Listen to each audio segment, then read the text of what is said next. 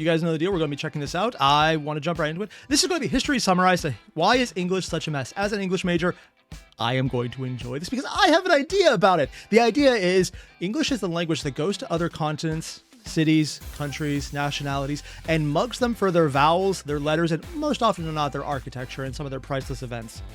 I do mean events. They've been co-opted. Do not resist. Thank you for joining the British Empire. We're going to jump right into this one. The English language is downright weird. Yes. I don't think that's an especially controversial statement, but it's one that warrants some explanation. Sure, much fuss gets made over the nonsensical pronunciation schemes we follow. Today, I Honestly, I thought he was going to go for some of the random place names, but no, he's going with the organization of it. present you with this video, but if I present you, you'd worry about getting stuffed in a box with a bow on it. I may be... Homophones, words that have the same sound but different... No, actually, they're the same spelling. Would these be gramophones? Oh, yeah, because we're putting the accent on a different side where it means completely different things in context. Maybe a Joker, but I am not the Joker, and you can tell the difference by my use of the. Weird. Yeah, I mean, if he was the Joker, he'd be wearing a mask and running around with a bunch of other Phantom Thieves. That's definitely what he was referring to. Indeed, huh? But ultimately pretty surface level. No, the English wackiness goes far deeper. Despite the language's ancestry in Germanic cultures from Northern Europe, half the words in English instead come from French and Latin. Weird. We can partly explain this by pointing to the time William the Conqueror and his Norman French buddies took over England in 1066, but that's just one plot point in a much... Something tells me there is more to this case. Yeah. Honestly, I just kind of leave it to a lot of Shakespeare making up words and stealing whatever fit with him. Longer it's not right, but I like to blame him. Come with me today on a tour of English, not the English, but English itself, as we piece together... I don't know. Saying the English is probably going to be accurate. Again, British Empire, anyone? Just throwing it out there. It's probably not completely correct, but close enough that it looks reasonably accurate.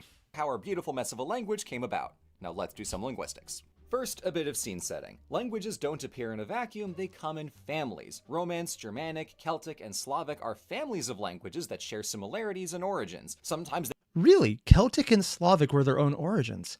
For some reason, I thought Germanic also just led into Celtic and Slavic, but that's actually interesting. I knew they weren't Romantic languages, or specifically the Romance languages. And then there's English, which technically is Germanic, like he said, but again, it's not so much a melting pot as the kleptomaniac society of people who haven't been caught yet. They can be mutually intelligible. Say, within the Romance group, a Spanish speaker can ask a question, get an answer back in Italian, and both participants understand it. But in most cases, there's... Yes, but that'd also be a guy in France talking to a guy in Italy, and the Italian deigning to pretend they understand France. Not French, France. There's a very big difference. If it was a French person in Quebec, for example, they'd be fine with it. The distance and friction between a family's languages, with some farther apart than others. English is a Germanic language, meaning it's related to languages from Northern Europe and Scandinavia, but the average English speaker won't comprehend German, Frisian, Yiddish, Norwegian, Swedish, Danish, Icelandic, Dutch, or Afrikaans if it's spoken to them. And wait, because Afrikaans is based on Danish, yeah. Because a lot of bullshit they did. Also, just speaking from evidence as being an English major in America, there's a lot of English speakers in America who don't understand English speakers in America or speak English. I know what I said. I don't mean they speak a different country. I mean, they speak English in air quotes. I'm looking at you, Pittsburgh, where I grew up, because you have made up words that literally don't exist anywhere here, but in this small regional section. I know what I said. I'm standing by it. Yins should not be a word, but it's going to be entered in the dictionary because it's become popular enough. Like the word ain't. It's in the dictionary now, because English, if you're wrong often enough, it becomes right. And as a student, an English speaker will have the hardest time trying to learn any of the others. Among that group, English is the odd one out. Why? Well, the simplest account is that English was a Germanic language, but then the French showed up. The notion being that English changed after getting sat on by a Norman French monarchy for 150 years. This is true, and it fits cleanly into popular understandings of English history overall, but it's not a... Frenchness intensifies. Wow, yeah. Middle-aged style art, which is still more able to draw a horse than anything I can do. I am not an artist. Really not. our main culprit. As I've discovered while researching this video, linguistics is very complicated, so we Yes. won't be swimming through all the technical details of how languages work, and we're going to keep this story as clear as possible by building it in layers. Germanic plus Normans was the simplest version. Now here's one layer deeper. Proto-French? Old English was a Germanic language brought to Britain by migrating tribes called Angles, Saxons, and Jutes, and their language picked up new vocabulary in 3 major rounds. First was Old Norse words from Scandinavian Viking raiders and settlers. Oh, it actually was Norse words? I thought it was just one of those things they paid lip service to because it sounded cool and wasn't actually part of it. Huh, learned something new. In the 8 and 900s. Second was French words from Monsieur Guillaume le Conquérant and the Normans in 1066. As the language of the royalty and aristocracy, French vocab was for upper class topics, so the animal cow comes from the Old English queue, but the delicacy beef comes from the French bœuf. But Seriously? So the difference between a cow and beef was literally just down to not eating a pig, you're eating beef. Because beef is fancy. Because it was French. Or based on the French.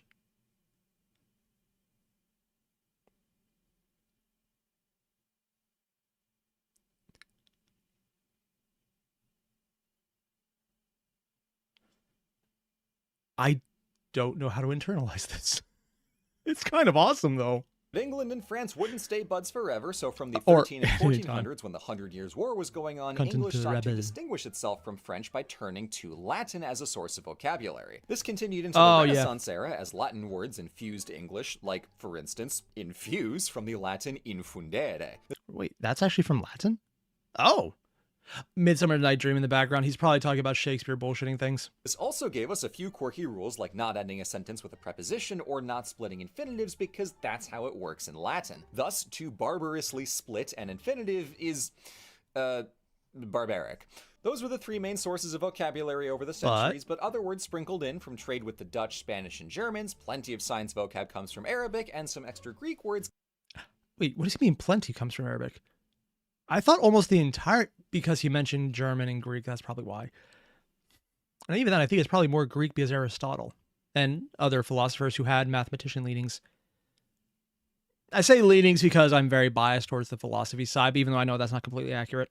Gave English that touch of class, he said in the most non-biased way possible. That's more or less how English got its words, but borrowing words from visitors and neighbors is essentially how every language acquires its vocabulary. Borrowed. Are very important in this context. Flat out stealing comes later. English speaks its imports proudly, but it's not an outlier for having them. This story suitably traces the history of English etymology, but it doesn't explain how English uses its words, how it spells and says them, how it puts them together with grammar. Grammar is a fun one because, at least in America, in the continental United States, for a long time, as in the majority of this country, prior to the country as well, when it was just colony as well, grammar was, does it look right enough? Yeah. That used to be the correct way to spell. Get it close enough. You could see where this was a problem. Gets less attention than etymology because rules are more complicated than disparate little words, but we can put this into context all the same. Consider the evolution of modern, Middle, and Old English through the sequence of Shakespeare, Chaucer, and Beowulf. The juxtaposition's so handy, it's come up on OSP before. Oh, I still haven't seen that one. Poems and plays are just an early version of our modern English. It has some word order that feels wacky to us, plus your classic these and thous and some spiffier words we may need to look up, but the rules... And I mean, a lot of the words we use now are based on Shakespeare literally making something up at the time, and it just became common usage because, well, Shakespeare said, so it had to be real. The actual amount I'm not sure of, but the fact that any words exist that he just made up on the spot is kind of hilarious to me. Rules for how words fit together and sentences get built are the same core rules we have today. Same core grammar. Chaucer's Canterbury Tales are Middle English. The macro-level grammar is similar enough that we can understand the original text, but the words themselves appear very odd. He comes after the Norman French and... When that April, with his shewers suit the Drogoth of March, hath perceived the root, and bathed every vey vini in switch liquor, of which virtue engendered is flour. Oh, is the flour. There's a reason I can't read Chaucer. Partially because it was probably banned in my schools, because someone who could read Chaucer knew what they were reading and realized, oh dear God, we are going to have so many prepubescent teens reading Chaucer that their parents might actually figure out what it is and have it banned. And then someone eventually did that. But they took a while. There's a few tales in the Canterbury Tales that, yeah. Let's put it this way. There are websites online dedicated to degeneracy that are still trying to catch up to some of the shit in Chaucer. Not all of them, but sometimes you actually do need to search online, not just go on the internet, which is normally all off-brand. You need to search for it to get that level of degeneracy. Yeah. Or read 50 Shades of Grey, but that works either way. Influence, but well before we got our modern spellings. When that April with his showers suits is close enough to when that April with his showers sweet, but it's undeniably different. You kind of have to unfocus your eyes and feel the words rather than read them, because the rules for how we spell words today are different. Yeah, and there's like having them, which is functionally unintelligible to modern readers. This is post-Viking and pre-French, but there's a lot more different about this than just a pièce of French vocabulaire here and there. We've got letters. That's what it actually looks like in the original. Na Ainsley Doc Ped Sinang Niepe Se Hoyen Huda Alv Bubach Eller.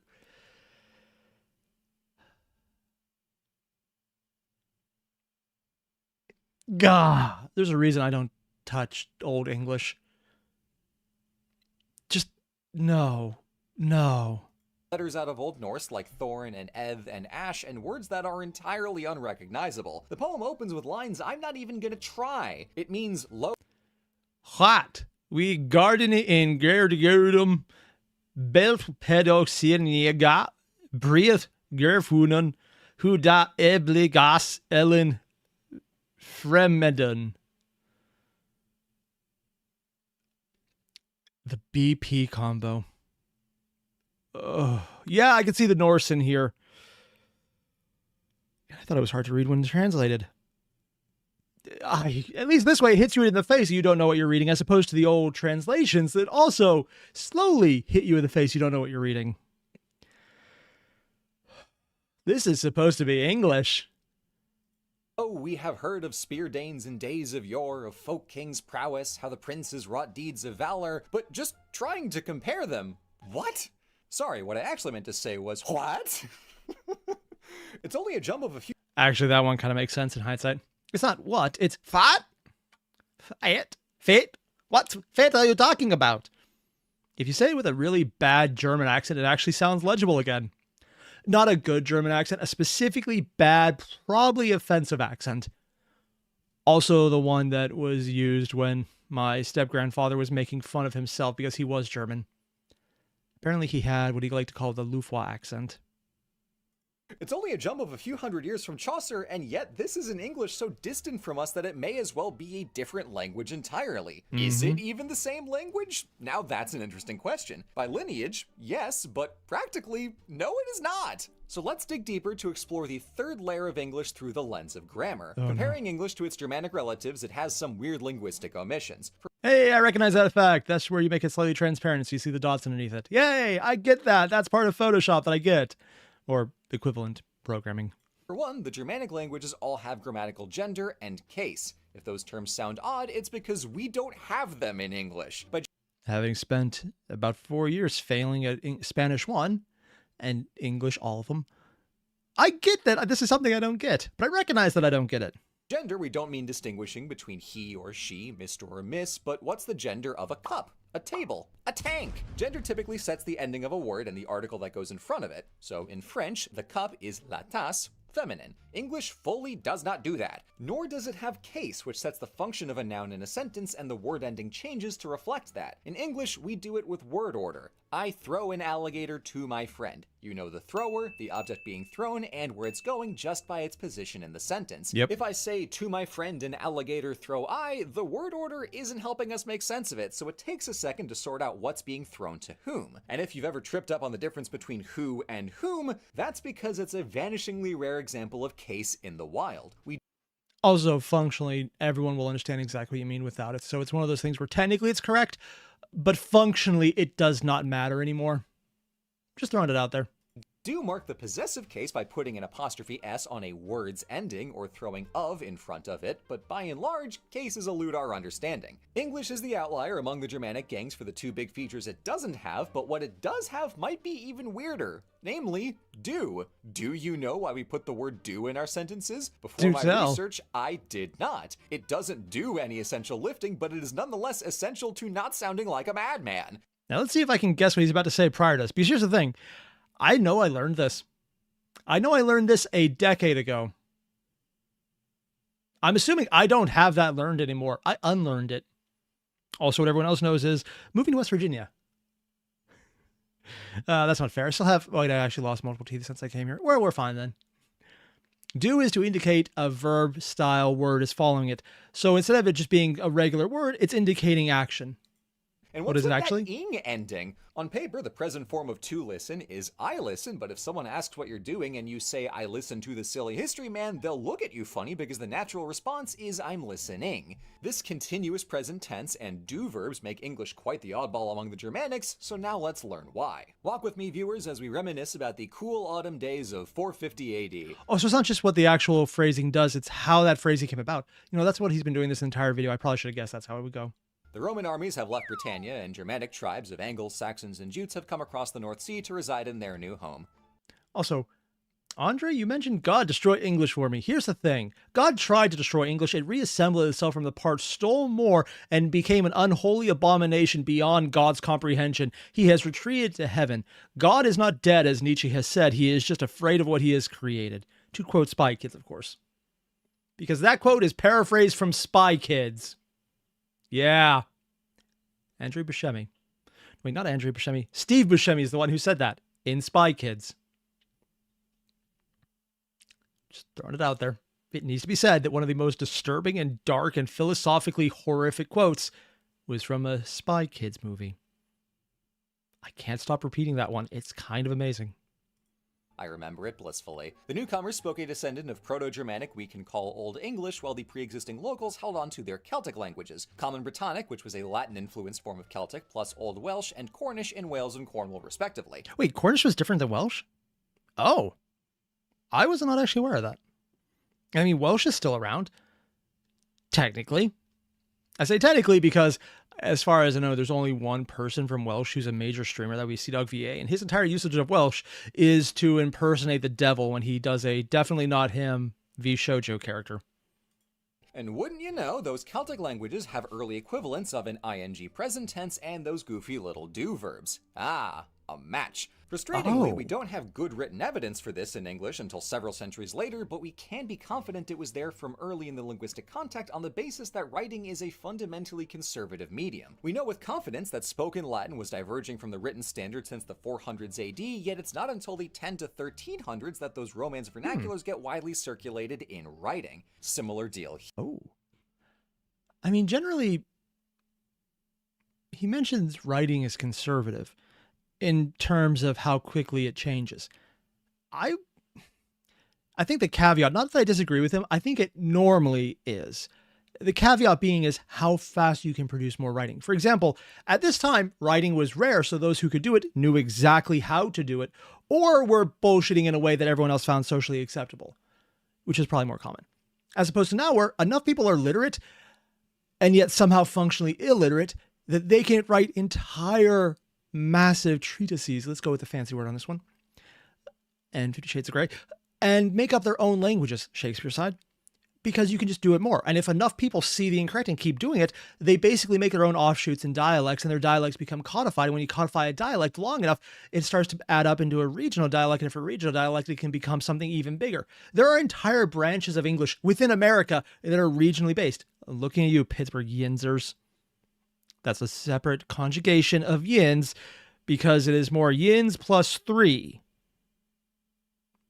is how I've heard it described, but it's not actually codified yet, so it could be something else. They had a class on Pittsburghese.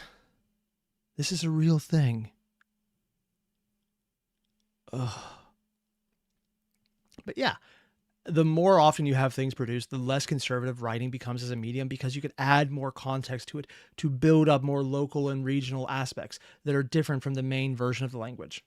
Here, after the Celts were subjugated, little linguistic differences seeped into colloquial Old English over the centuries, but even by the 800s or 900s, works like Beowulf would stick firmly to a traditional literary register. No Celticisms allowed. In every language, in every era, there's a disconnect and a lag time between formal writing and common speech. So that's what Old English gained after its trip to Britain, but what about the features it lost? For that, we look to the Vikings, who didn't just import a bunch of words, but handily slimmed down Old English by, well, not being the best at speaking it. See, when the Danes and Norwegians came to England, they spoke Old Norse, the ancestor of modern Scandinavian languages. Both it and Old English had case and gender at the time of the Viking Age, and overall the languages were similar enough for the Vikings and their new English wives to roughly understand each other, but not quite pick up on The Vikings and their new English wives. Yeah.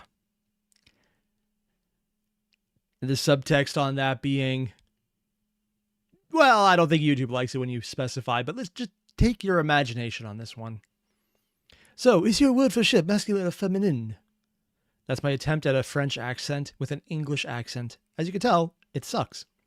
Oh, buddy, wrong question. We have 24 words for ship. My favorite is cool. I don't know why I made them sound like a Southern trucker.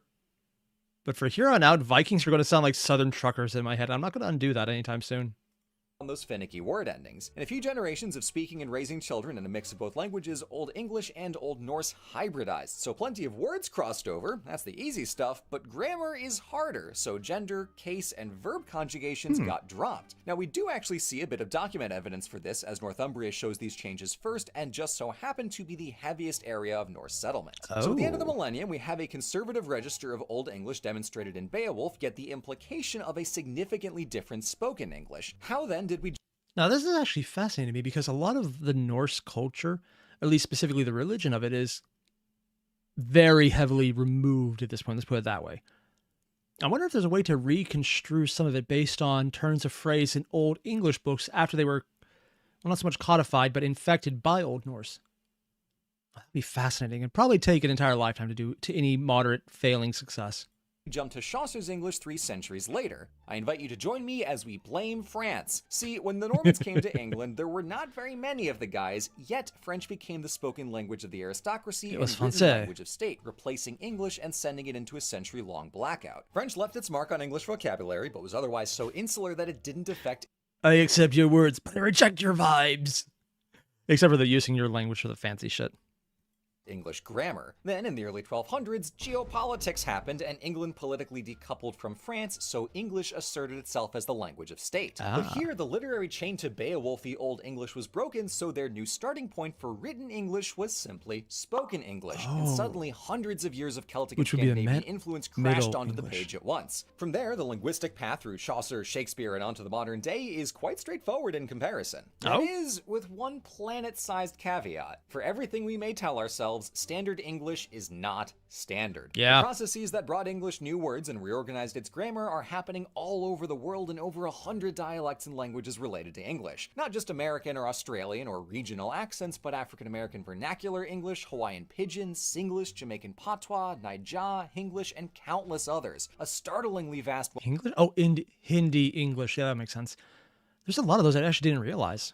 Mostly because I didn't realize there was a regional dialect English spoken in India, which would make sense though, because India is one of the most populous countries in the world. I can't remember if they have overtaken China or not yet. And since English is more or less the basic banking trade language internationally, it kind of helps to know a few words like how to say, "Fuck off, buddy." I might be a little biased on that one, but I think that's probably the most useful phrase you can get out of English.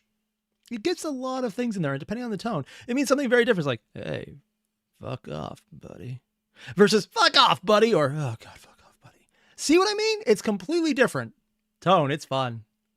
Wealth of culture spread around the world, that is an essential piece of the English lineage. English is a mess of a language, of course, but the sooner we realize it, the sooner we get to have fun with it. If we have to speak the damn thing, we may as well enjoy ourselves. And that was actually hilarious to me because I know a lot of how English functions now, and I thought he'd be focusing more on that aspect, but it's Blue. Of course he's going into history. It's history summarized, and he went all in on what I think is probably some of the best stuff ever. getting into the nitty gritty of where things came down. And frankly, that's cool because I didn't know that the actual history leading to English being the bastardization of all comers and takers and people who immediately just steal shit and then say, this is mine, and I always said it this way. So yeah, things like that.